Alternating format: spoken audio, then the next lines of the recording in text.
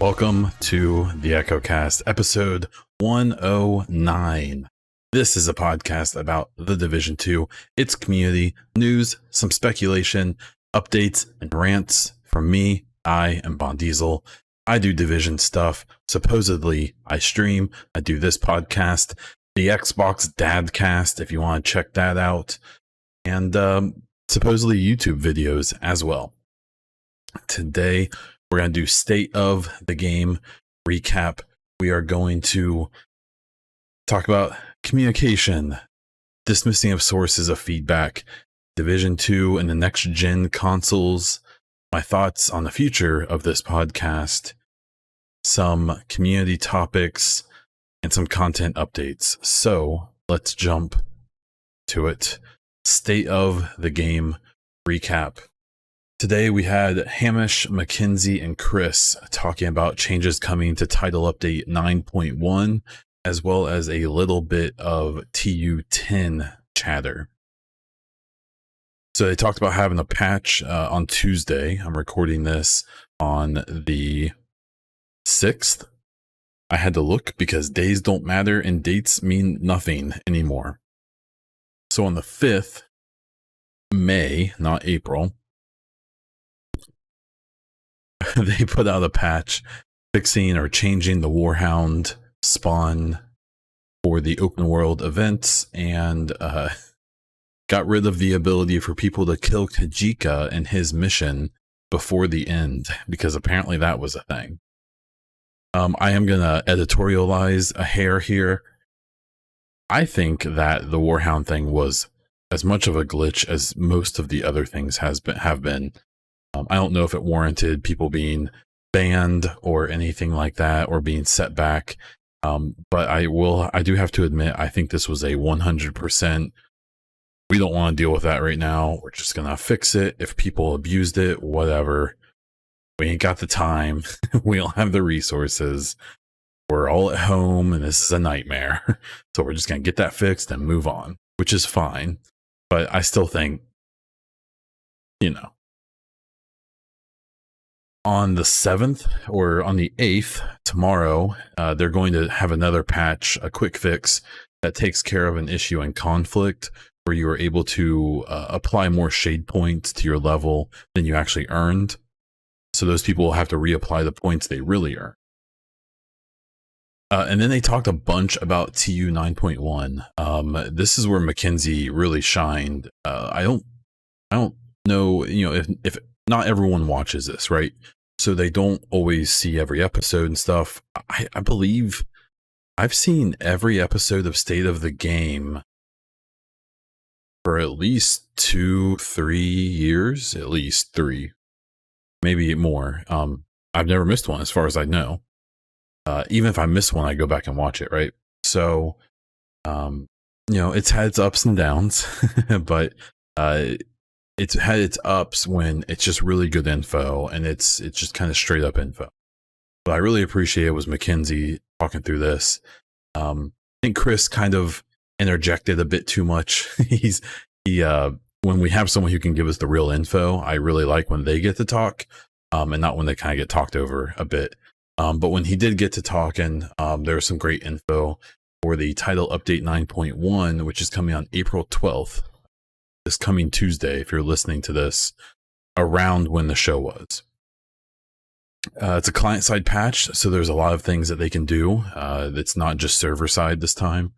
So Mackenzie went into a relatively long list, and this isn't even everything. So the first big thing he talked about was the DZ FPS issues being addressed. So what I would assume is this probably isn't the end-all be-all of fixes for the DZ. I don't think people realize that a lot of The issues here is as they add more and more content, those original Xboxes and those original PS4s and even the Xbox One S are getting pushed to their absolute limit at this point. I applaud Xbox and maybe PlayStation for continuing to support their current gen consoles as they move on to the next gen. I'm just really curious to what that's going to look like. I think that systems are made nowadays where they really can scale things up so well that like the Xbox Series X or your PS5 game that is also on the old systems is probably going to look like have frame rates. The thing people don't know yet, I know I'm getting on a tangent already, but people don't realize that the load times on the new systems, if you're a console player, and the frame rate is going to be what people notice the most. I mean, the One X and the PS4 Pro technically have 4K graphics right now. They do look pretty good, but they're 4K with a bunch of good stuff turned off, and they're 4K with like 30 FPS if you're lucky. And these new systems are going to be able to do 4K at a better FPS. Maybe 60, I'd be kind of surprised, but potentially they can tune things probably pretty well. But it's just that people who have only ever played 30 FPS games their whole life, when they hit 60, it's going to blow their minds. And I can't wait for that. So that's what I'm getting at, is that those old consoles, I think, are struggling even with current gen games. Kind of curious to what happens in the future. Okay, back to state of the game.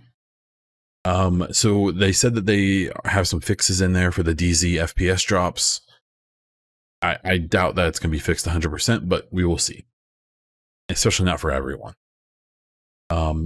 This isn't the big balancing pass that they've been talking about. That's going to be TU10, which is also going to be the next raid, probably. But they did fix a bunch of what they called the quote-unquote outlier NPCs and ways that you can die. So there's basically just a list, and I'm just going to read it off. I don't think I caught every single one, but I caught most of them. So here's the things that are getting adjusted. The Hyena Rusher SMG damage. Burn and bleed effects are lessened. This includes PvP. Grenade accuracy has been worsened. It's worse the further away the NPC is, but the higher level the NPC, the more accurate they'll be. And they also mentioned, I didn't put it here, but depending on the faction, some of the factions have, in general, better. All of the factions have a maximum effective range. And so if the NPC from that faction is beyond their effective range, they'll be very inaccurate. If they're within that effective range, they'll be a lot better. They have nerfed the NPC Blind-Fire. They did point out with that the longer the NPC Blind-Fires, the more accurate they will get, but you'll have at least 4 or 5 seconds of them being really inaccurate. So in theory, that means that you should be able to get to cover or kill them. And this includes the tanks that will blind fire continuously when they're blinded or on fire and stuff. And so you'll have a few seconds to deal with that, but they will eventually start hitting you. They made some NPC aggressiveness changes. Hallelujah, the cleaner tank flamethrower range has been reduced. That thing's more effective than sniper rifles. They have RC car nerfs. The Black Tusk drone explosions and redeployment quickness is being nerfed. The Black Tusk support station will be changed. I believe this is especially in, I think, Legendary and maybe Heroic. The player blind fire is being buffed, and the damage that you take in PvE is being reduced when you're blind firing. NPC armor kits won't repair 100% anymore, and they will repair less each time they use them. So some of the named NPCs have multiple armor packs that they can fix their armor with. So the first one will take them back to 80%. If they use another one, it'll be 60, and then it'll keep going down. I think they only have 1 or 2 typically. They did make an exception with the armor kit, is that except the hunters. The hunters will go back to 100% armor because they're the hunters. And then the last thing, they lowered the tank rushing behavior. So if you throw out a hive or something, the tanks will just rush it and kick it, kill it. They're lessening the aggressiveness on that. So they may still do it, not nearly as often. The way they made it sound is that this is especially for people who like throw up like a turret and put it right above their head when they're in cover. It's going to keep the tanks from running from across the map all the way to them, hitting it, and then probably obliterating them. So that's a lot. I really didn't expect a 0.1 patch to have that many fixes. I am really curious. I think this is going to pretty noticeably change the way the game feels.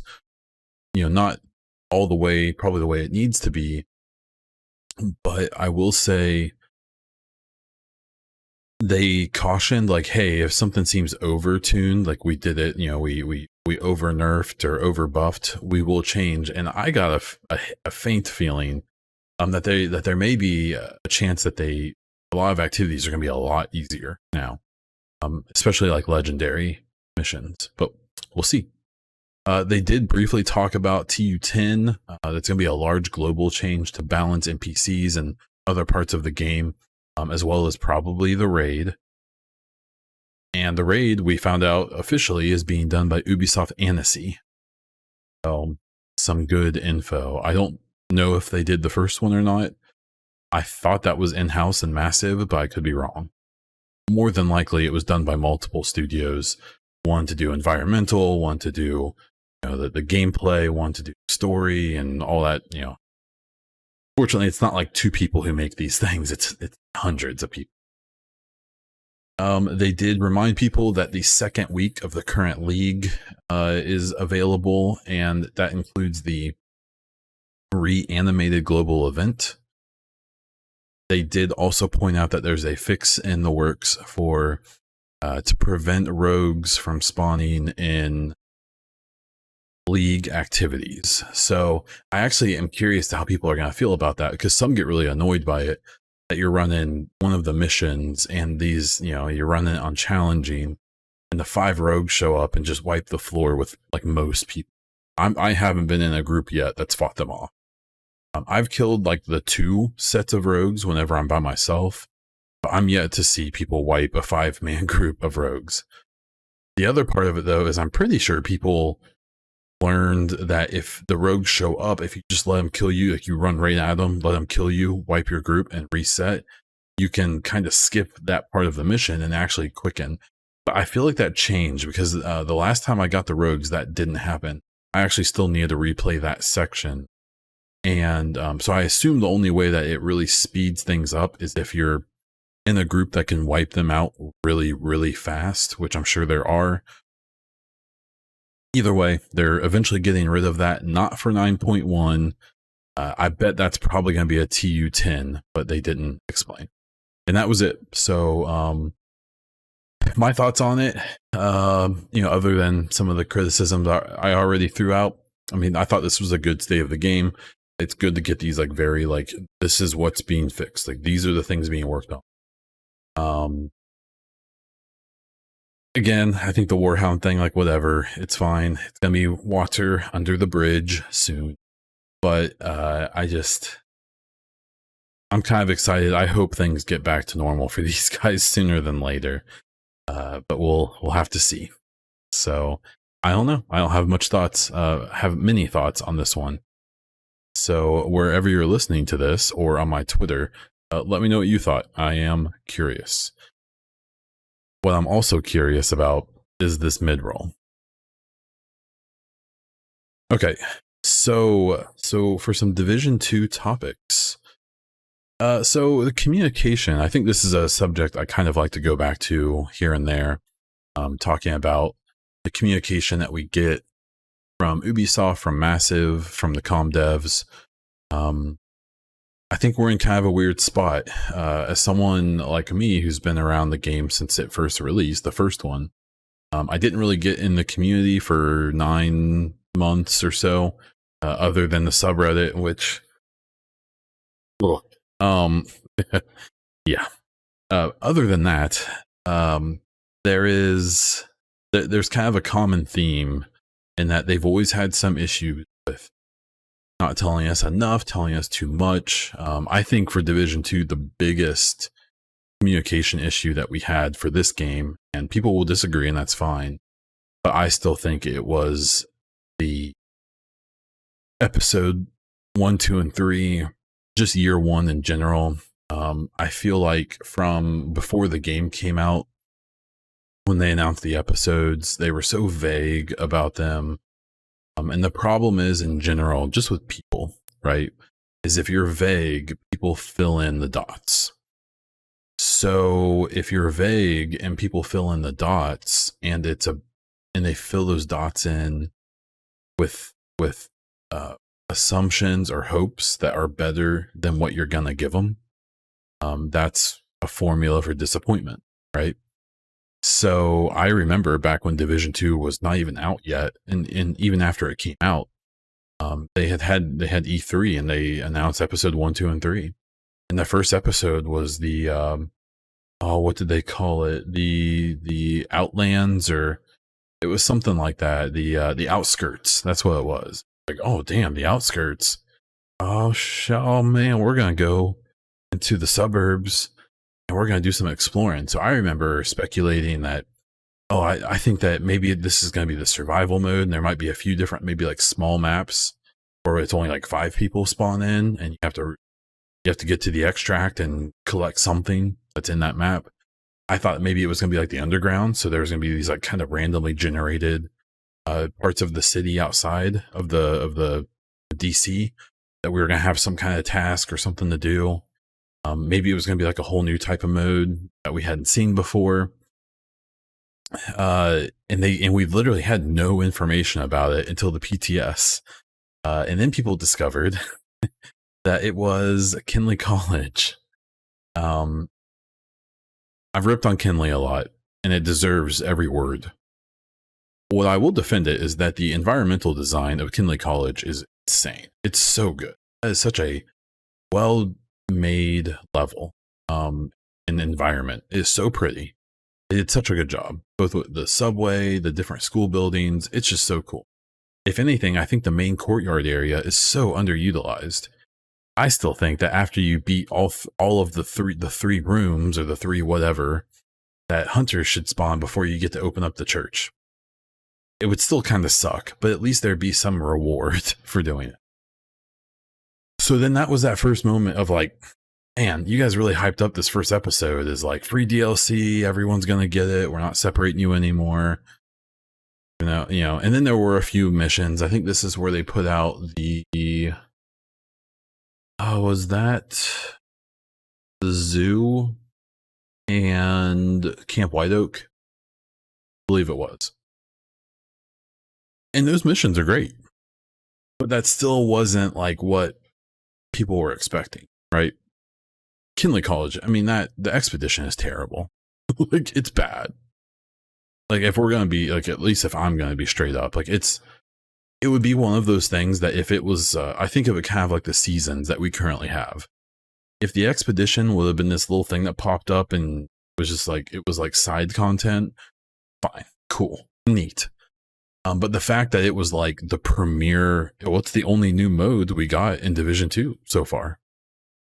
If you think about it, I thought for sure Division 2 would have, I really didn't want survival and underground back necessarily. I know everyone does, and that's cool.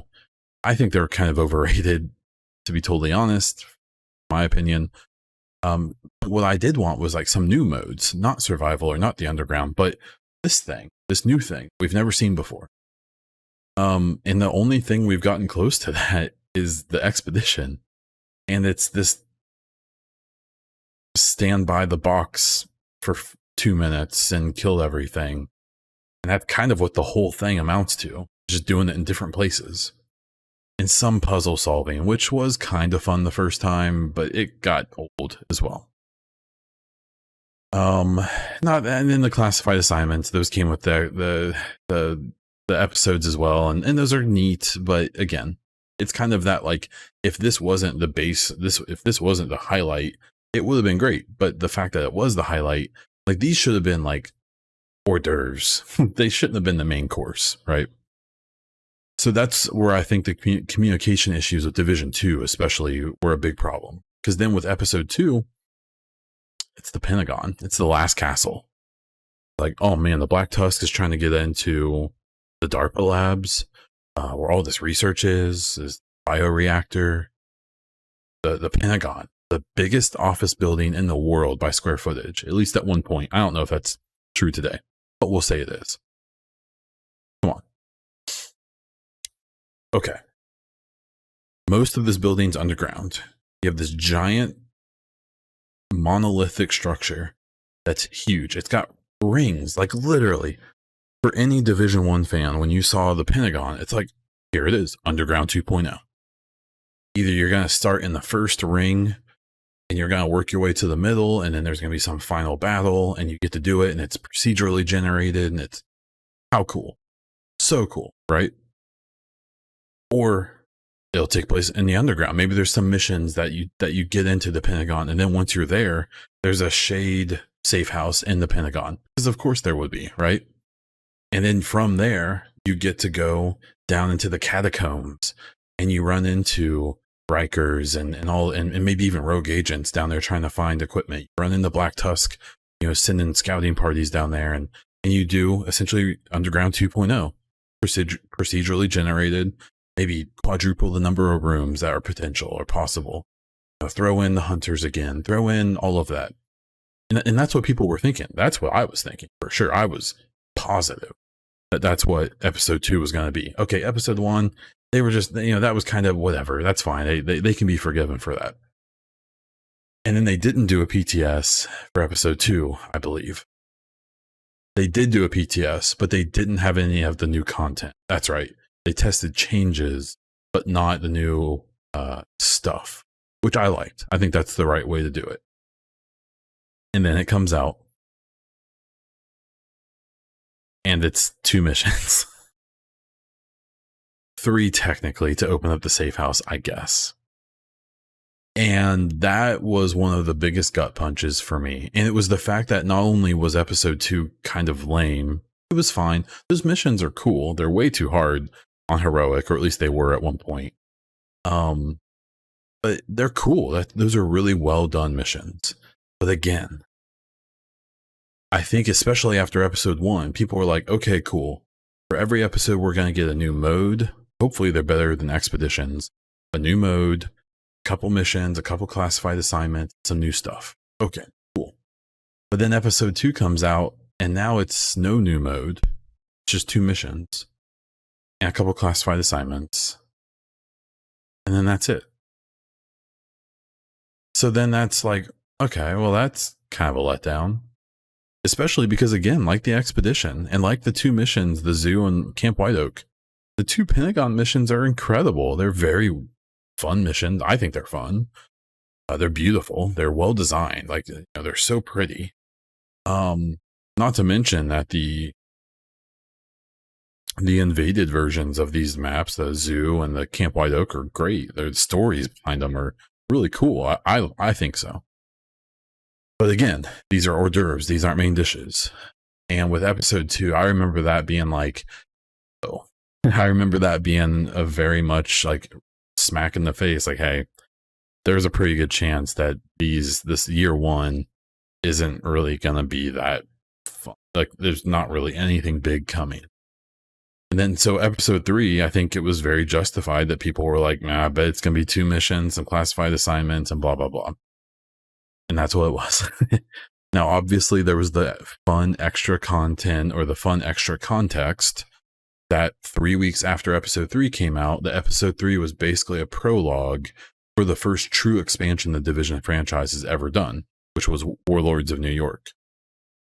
But again, the problem was, and I think the communication was a little bit better with Episode 3 because they were able to kind of, drop that wiener on the table of Warlords of New York, where they could be like, oh yeah, Episode 3, it's just 2 new missions and a couple other things, but Warlords of New York is coming.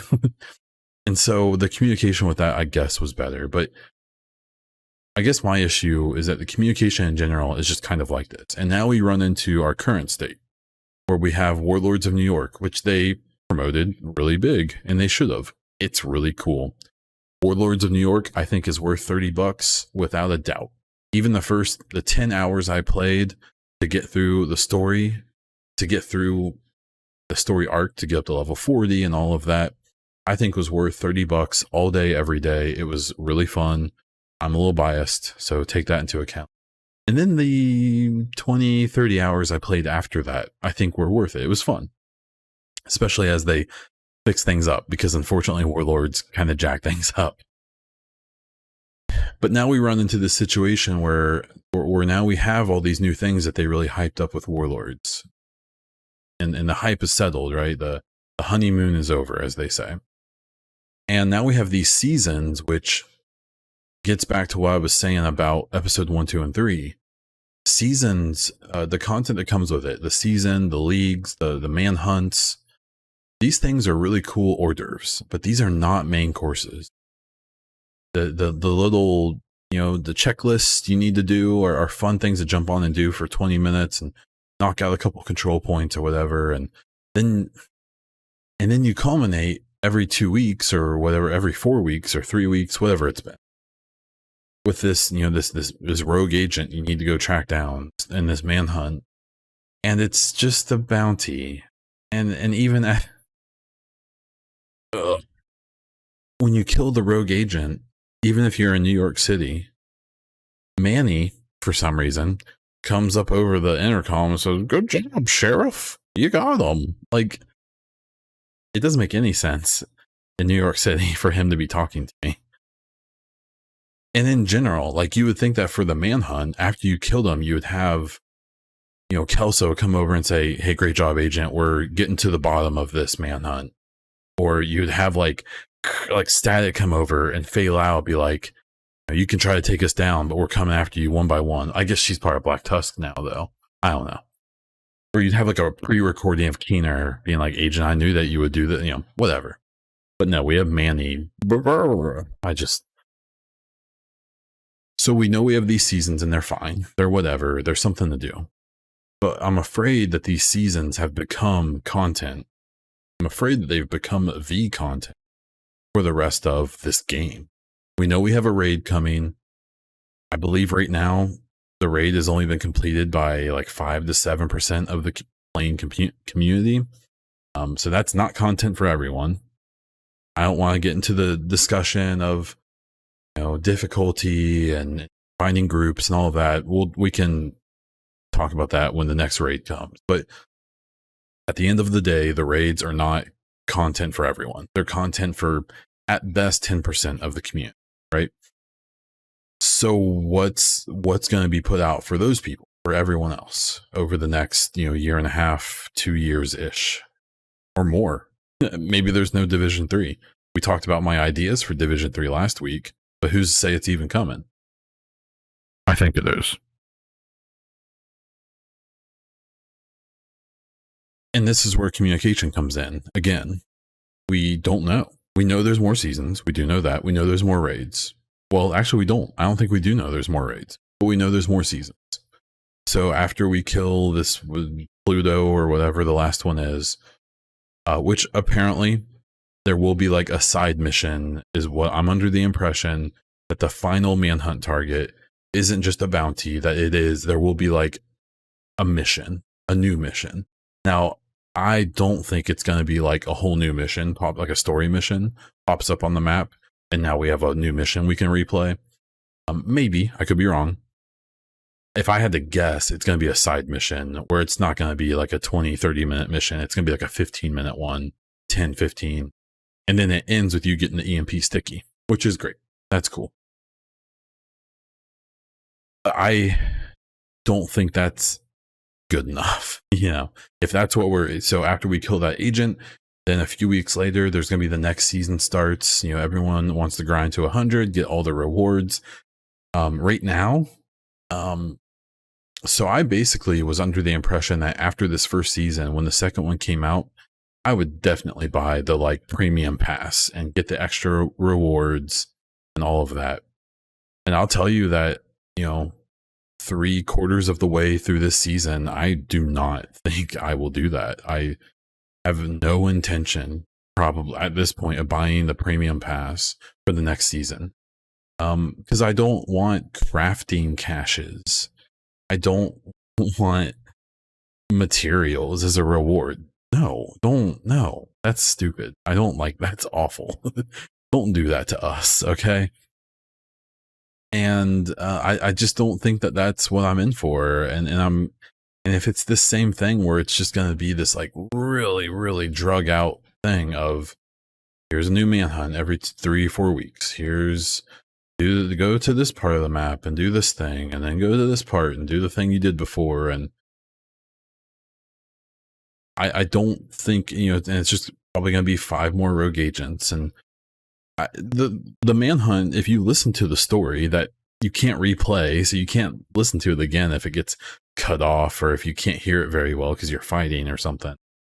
From what I've heard, it's kind of cool. There's some cool backstory going on with these agents that we're hunting and so on and so forth, but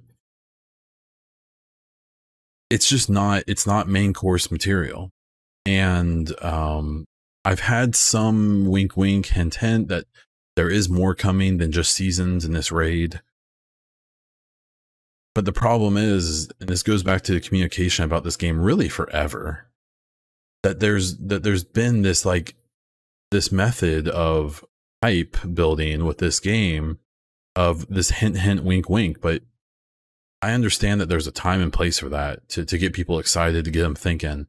But the way this game is and the way it's almost always been, that's not good enough. Like the people who paid for this game, like, I want to know how long Division 2 has an expected new content life. I don't need to know what the content is exactly. I don't need spoilers, but there is, I think, some case to be made for them to say, like, hey, here's the plan for year 2. Because there isn't one right now. We don't know what's going on with seasons or how many there's going to be. I don't expect another Warlords of New York. I think the game's essentially done, besides seasons and maybe another raid after this upcoming. I could be wrong. I have some reason to believe I'm wrong. So I don't know. I think it's I think that the communication on like a very low level is pretty good on the day-to-day, but on the meta level, I don't necessarily blame the CMs. I don't necessarily blame Massive exactly. I have a pretty strong feeling that Ubisoft, the main Ubisoft, who I assume they have to run all of this stuff through before they tell us about it, is just being stingy. And I worry that it's because at some point they decided to pull back funding on this game a bit, maybe lower the goals a bit, that maybe there isn't as much content coming as was originally intended, potentially. But even when there was content coming, they still played this game of like, oh man, we can't wait. You guys are gonna be really excited for this stuff. That's this information that we're gonna tell you eventually. So I don't know. I really appreciate the people that we deal with, the CMs and all of that, the ones that we know about. Apparently there's a CM in North Carolina that I didn't even know existed, so that's interesting. I don't know if they deal on the forums or if they do something that isn't very involved on Twitter and stuff, but only found out that this person even existed just recently. And then we have, obviously Hamish is still kind of the face of everything, even though really Chris in theory is. So I don't know. At some point I've just accepted the fact that we're basically never going to know what's happening and just hope for the best. But I really wish it was better, and maybe one day it will be. Let's see. Okay, so I am going to skip right to Division 2 and new console generations. We're actually a lot further in the podcast than I thought we would be at this point. I am kind of curious. So tomorrow, if I'm recording this on Wednesday the 7th, tomorrow there's a big showcase with Xbox Series X that's going to be showing their partner games. So we know that like the new Assassin's Creed is going to be shown. I think that's the only game that's confirmed. I assume Cyberpunk. What I'm hoping is that there's going to be like a montage of Ubisoft. So I assume the new Assassin's Creed will be the focus, obviously. But man, it sure would be cool if they end that whole thing with, and by the way, here's the games that will be Series X optimized at launch or something, and it's Division 2, Rainbow Six Siege, these fairly recent games, Gag, Breakpoint, I guess, Wildlands. But I really hope that's a thing. At least for Xbox, we don't really know much about PlayStation yet. At least we do know that day one, you can download Division 2 on the Series X and play it, and it'll be fine. You'll play with everyone. Again, people, I think there's still a lot of trouble going on that this quote unquote new gen, for at least for Xbox, is no different than going from the Xbox to the One X. It's just a performance upgrade, essentially. And then from the One or One X to the Series X is essentially just a performance upgrade, at least for a couple years until they make One X or Series X specific games. But I am curious to what's Division 2 gonna do.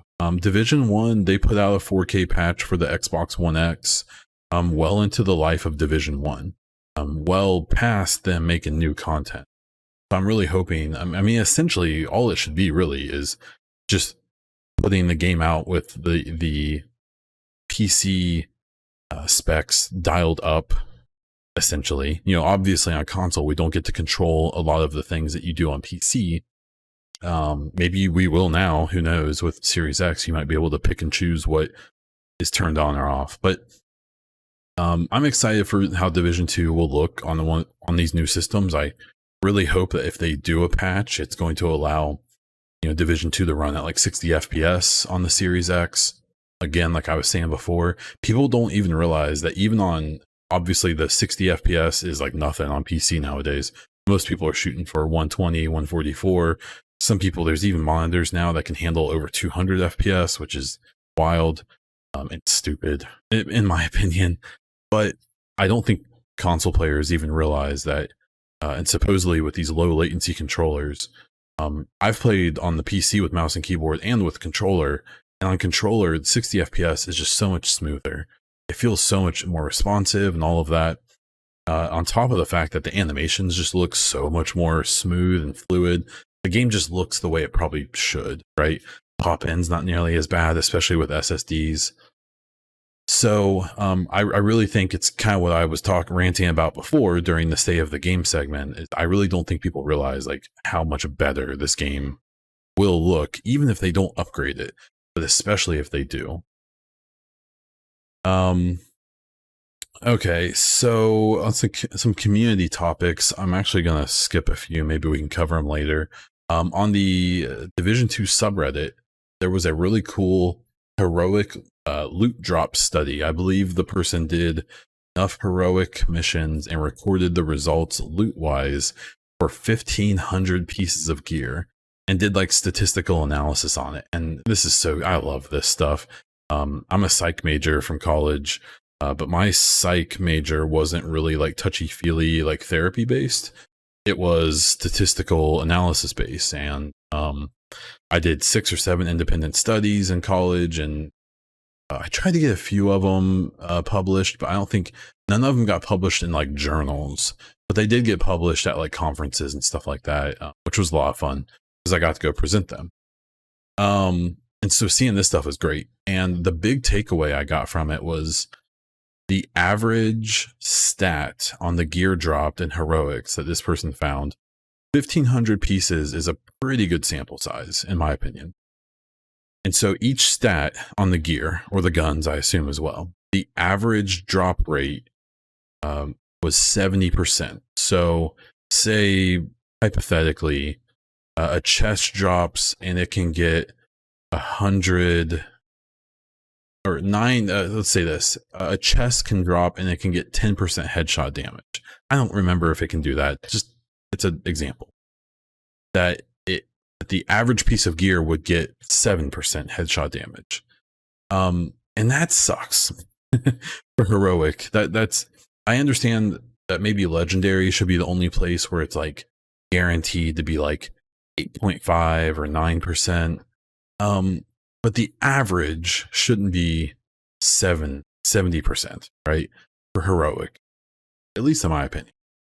And so I really like this post. If you're more interested in the details, I would go find the subreddit and find that you should be able to search like, I farmed 100 or 1,500 pieces of loot on heroic, and here's my results. It's something like that. It's a really great post. Well, I will say I was going through the subreddit, the most upvoted topics for the last week, and it was 98% screenshots and cosplay and humor posts. And again, I think that there's some great feedback on the subreddit, kind of sometimes, but it just needs to be realized that it is so far and few between and almost non-existent for like real thoughtful criticism of this game. Most of it is jokes and sensationalism and rants and people wanting the game to be fun for me only. I want it to be the way I want it now. I'll digress. What I won't digress about is a Twitter post I saw from today from Mike Thinks Aloud. You don't know who he is. He was on ETF Alpha and Echo. He's the only one who's been brought 2 of them, as far as I know. And I'll just read. He has 4 tweets here he put out, and I think it's worth, I'll just read them and give you my thoughts on it. Okay, it starts, I apologize for not tweeting more about the division recently. To be honest, the reward structures for leagues and global events are at odds with how I want to spend my time. And they are the main focus after finishing the season pass, which I did a month ago. I've given my feedback though. In detail, it doesn't make sense to do speedruns, league challenges for a week to earn less loot at worse or comparable average roll than you can get from just doing weekly invasion on heroic in 2 hours. At this point, I am pretty burned out on the invasion cycle. I also wish there was a better way to chase named items. The pool is 70 plus at this point and growing every season. After dozens of hours of targeted loot farming, I don't even have the ones I'm attached to because I helped design them. It's not a great feeling. I'm super excited to get into the raid, and I hope it's as good as it should be with as much time as it took to get to us. I have faith in the folks working on the game. They do listen. I know more good stuff is coming. It is just time for me to practice a little quiet patience. So this guy is one of the most even-keeled people I've dealt with in this community. He's someone I personally enjoy chatting with. He tends to get to me when I'm ranting, or if someone's being a real douche, or if I'm being kind of a douche, is when I hear from him. And so it tends to be a good check on myself, or a good time to rant about someone who's being stupid. And this really encapsulates kind of how I feel about it. So what he's saying basically is, he helped design some of this stuff, and even he's not super motivated for it, that you're better off doing the invasion cycle of the 3 missions, and then the stronghold, and then Tidal Basin if you want loot, and doing it heroic, than doing it than doing the actual leagues and stuff, because you'll get more loot if you do it the other way. And that's like kind of a bummer, right? Because I think it kind of summarizes what a lot of people are having an issue with right now. And it is encouraging at the end of this text line where he says, I know more good stuff is coming. And that's part of the reason why, while I think that there's only seasons and maybe a raid or 2 left in this game, I don't think he would say that if that was the case, especially because he's being critical of seasons in this post. But I am kind of curious. It's interesting to me that even someone who's participated in 2 ETFs, now let's be straight up, ETF Alpha was a shit show of individuals that were invited. Obviously Mike is great. There were some other good people there, but there were also some people there who should be excommunicated from the community for the way that they've terrorized this community and made it toxic and awful. Just my opinion. Anyways, I think this was a pretty telling post, and when I read it, I almost had like a weight lifted off my shoulders of like, man, it's so good to see someone I respect who feels very much the way I do. So I would suggest checking out that post if you want to read it again or give your opinion to him. He's always pretty open. Just don't be a douche. He'll just block you if you're a douche to him. So he's very simple in those ways. But it was some good food for thought, I think. Okay. Well, that's where I'm going to start to wrap things up. For some content updates, I intended on restarting the Twitch stream this week on Sunday, and I jumped on to get it started, and there was a Streamlabs OBS update that jacked everything. My camera was messed up, my scenes were all jacked, everything was basically ruined. So I'm in the process of kind of redoing some of that stuff, and I'm hoping to restart this coming Sunday. I really wanted to start at the beginning of the month. I'm a very kind of OCD person about that stuff. Like, you know, if I'm going to start a new diet, I want to do it on Sunday. If I'm going to start, you know, if I'm going to take a break from streaming and come back, I'll do it on the first day of the new month, you know, but it didn't work out.